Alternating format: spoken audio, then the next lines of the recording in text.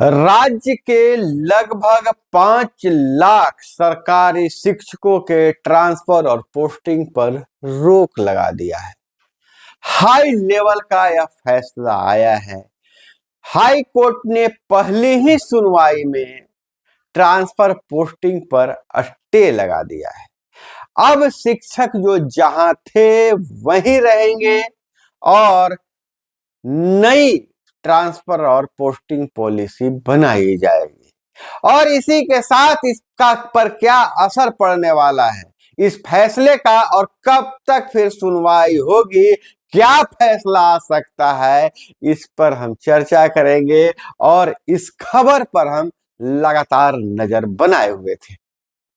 तो देखते हैं कि हाई कोर्ट में कैसे सुनवाई हुई और फैसला क्या आया है। नमस्कार, मैं हूं अभय कुमार और आप देख रहे हैं अपना खास चैनल ठोक तंत्र का खास पेशकश शिक्षा समाचार। तो मंगलवार का दिन शिक्षकों के लिए मंगलकारी भी रहा तो कुछ शिक्षकों के लिए अमंगलकारी भी है, क्योंकि जो सोच रहे थे कि जैसे ही क्रिसमस की छुट्टी होगी हमारा जो स्कूल होगा, हम छुट्टी के बाद नए स्कूल में ज्वाइन करेंगे, जो घर से ज्यादा दूर है या जिनको परेशानी है, वैसे शिक्षक ऐसी उम्मीद जताए थे। और वैसे शिक्षक जो अपने घर के पास है, जो ट्रांसफर नहीं चाहते थे, उनके चेहरे पर खुशी झलक रही है। तो मामला क्या है, इस पर हम नजर डालते हैं। तो औरंगाबाद के शिक्षकों ने हाई कोर्ट में याचिका दायर किया था। बिहार में सरकारी शिक्षकों की ट्रांसफर पोस्टिंग अब अटक गई है। पटना हाईकोर्ट ने मंगलवार को ट्रांसफर पोस्टिंग पर रोक लगा दी है।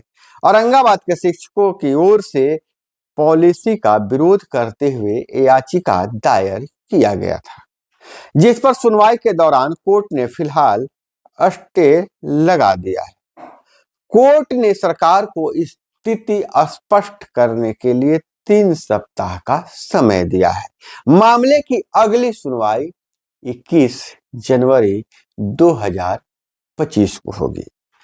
अब क्या याचिकाकर्ता के पास तर्क क्या थे? तो याचिकाकर्ता ने कोर्ट में कहा कि राज्य सरकार मनमाने ढंग से चॉइस ऑप्शन दे रही है, सरकार शिक्षकों को गुमराह कर रही है, नियम के तहत आवेदन नहीं लिया जा रहा है। दरअसल महिला शिक्षकों के लिए पंचायत चॉइस है, जबकि पुरुष शिक्षकों के लिए अनुमंडल का चॉइस दिया गया है, जिसका लगातार विरोध हो रहा था। बिहार सरकार ने शिक्षकों के ट्रांसफर पॉलिसी में बदलाव किया है, जिसके तहत बिहार में शिक्षकों को ट्रांसफर पोस्टिंग के आवेदन लिए जा रहे थे। इसी बीच 18 नवंबर 2024 को औरंगाबाद के शिक्षक नीरज पांडे सहित कुल 13 शिक्षकों ने पॉलिसी का विरोध करते हुए हाई कोर्ट में याचिका दायर कर दिया था और मंगलवार को पहली ही सुनवाई हुई।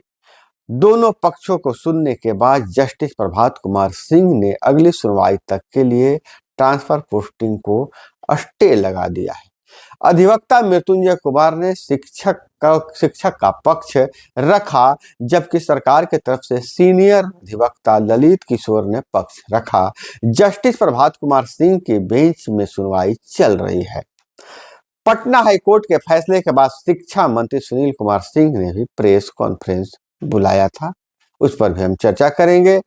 अब जो शिक्षकों के ट्रांसफर पोस्टिंग, जैसा कहा जा रहा था, 1,20,000 शिक्षकों के ट्रांसफर पोस्टिंग के लिए आवेदन किया था।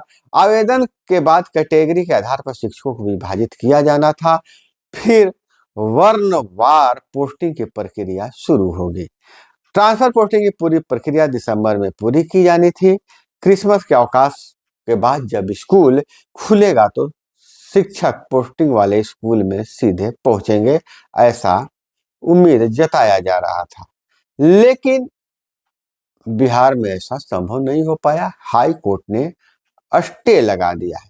हम आपको बता दें कि बिहार में 4 कैटेगरी के शिक्षक हैं, 4 कैटेगरी के शिक्षक हैं, जिसके कारण समस्या लगातार बढ़ रही है और इसको लगातार कोर्ट में चैलेंज किया जाता है। जो पहले कैटेगरी के शिक्षक हैं जो ग्रेड पे हैं, इस कैडर में वैसे शिक्षक आते हैं जिन्होंने ग्रेड पे पर ज्वाइन किया। इनकी संख्या अब काफी कम बची है। ग्रेड पे वाले शिक्षक बिहार के किसी भी स्कूल में तबादला किया जा सकता है। इन शिक्षकों को किसी भी स्कूल में तबादला किया जा सकता है। जिले के अंदर जिला शिक्षा पदाधिकारी तबादला करते रहे हैं। वहीं दूसरे कैटेगरी के शिक्षक हैं नियोजित शिक्षक। बिहार सरकार के पास नियोजित शिक्षकों को लेकर ट्रांसफर पॉलिसी नहीं है। नियोजन इकाई में इनका तबादला हो सकता है। ग्राम पंचायत से लेकर प्रखंड स्तर तक इनकी नियोजन इकाई है। यानी नियोजित शिक्षकों में भी कई ग्रेड हैं। जिला परिषद वाले शिक्षक, प्रखंड वाले शिक्षक और पंचायत वाले शिक्षक। और उसके बाद एक तीसरी कैटेगरी है बीपीएससी शिक्षक। बिहार सरकार ने 2023 और 2024 में बीपीएससी द्वारा शिक्षकों की नियुक्ति कराई है। टीआरई 1 और टीआरई 2 के माध्यम से चुनकर इनका तबादला का अधिकार सरकार के पास है। नियुक्ति नियमावली में कहा गया है कि बिहार के किसी भी स्कूल में इनका ट्रांसफर किया जा सकता है, लेकिन फिलहाल इनका प्रोबेशन पीरियड है। ऐसे में इनका ट्रांसफर सरकार के निर्णय पर होगा। अब एक चौथे तरह के शिक्षक है जो अभी अभी पैदा हुए हैं, अभी अभी जिनको पैदा किया गया है, वह है विशिष्ट शिक्षक। बिहार सरकार ने विशिष्ट शिक्षक का कैडर बनाया है। इस कैडर में वैसे शिक्षक शामिल है जो सक्षमता परीक्षा पास करेंगे या कर लिए हैं। नियोजित शिक्षकों को राज्यकर्मी का दर्जा विशिष्ट शिक्षक बनने पर ही मिलेगा। तो यह पूरा मामला आप समझ रहे होंगे कि कैसे इन शिक्षकों को 4 कैटेगरी में बांटा गया है और ट्रांसफर पोस्टिंग एक कैटेगरी में। हालांकि ट्रांसफर पोस्टिंग में भी तरह तरह के जिसमें विरोधाभास है। कहा यह जा रहा है कि बीपीएससी शिक्षक अगर चाहेंगे तो ट्रांसफर ले सकते हैं, नहीं तो नहीं ले सकते हैं। वहीं अन्य शिक्षकों को कहा जा रहा है कि ट्रांसफर आपको लेना है, ऑप्शन देना है, आपको फॉर्म भरना है। अगर आप फॉर्म नहीं भरते हैं, आवेदन नहीं देते हैं ट्रांसफर के लिए, तो सरकार विभाग अपने आप आपका ट्रांसफर कर देगा।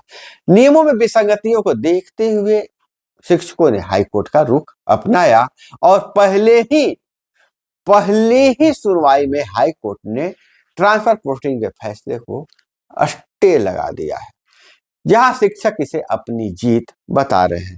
हालांकि इस मामले के बाद फैसले स्टे लगने के बाद तुरंत ही जो शिक्षा मंत्री सुनील कुमार ने प्रेस कॉन्फ्रेंस बुला लिया और उन्होंने कहा कि मुख्यमंत्री के निर्देश पर हम फैसला लिए हैं कि अब नए सिरे से ट्रांसफर पोस्टिंग पॉलिसी बनाएंगे और सारे सक्षमता परीक्षा जब ले लिए जाएंगे उसके बाद ट्रांसफर पोस्टिंग की पॉलिसी बनेगी और नए सिरे से ट्रांसफर पोस्टिंग किया जाएगा। हालांकि ट्रांसफर पोस्टिंग को लेकर बहुत तरह की विसंगतियां हैं। कई जिलों में कहा जा रहा है कि अनुमंडल चेंज करना है, कई जिले ऐसे हैं जी हाँ एक ही अनुमंडल है, कहीं 2 अनुमंडल है। ऐसे में विकल्प बहुत कम बच जाते हैं। हालांकि शिक्षा विभाग द्वारा बताया जा रहा था कि शिक्षा अनुमंडल अलग से बनाया जाएगा, लेकिन अब तक वह जमीन पर नहीं उतारा जा सका है। तो दोस्तों, यह जो खबर है शिक्षा विभाग से जुड़ी हुई बहुत बड़ी खबर है। अब आप पर इसका क्या विचार है? ट्रांसफर पोस्टिंग पॉलिसी कैसी होनी चाहिए? आप कमेंट में जरूर बताइएगा और यह जानकारी आपको कैसी लगी यह भी जरूर बताइएगा। वीडियो को लाइक किए बिना जाइएगा नहीं और चैनल को सब्सक्राइब करना बिल्कुल नहीं भूलिएगा। तो मिलते हैं अगले वीडियो में। जय हिंद, वंदे मातरम।